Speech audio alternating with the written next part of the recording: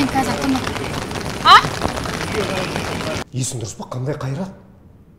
Бір-ақ сағат қана уақыт қалды. Болды, аға. Дайын отырсыз ба?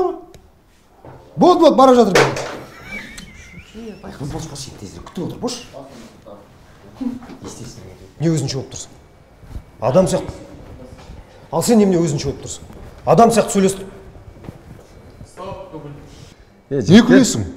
Қақтасыңдар, еу. Жеги. Менің есімім...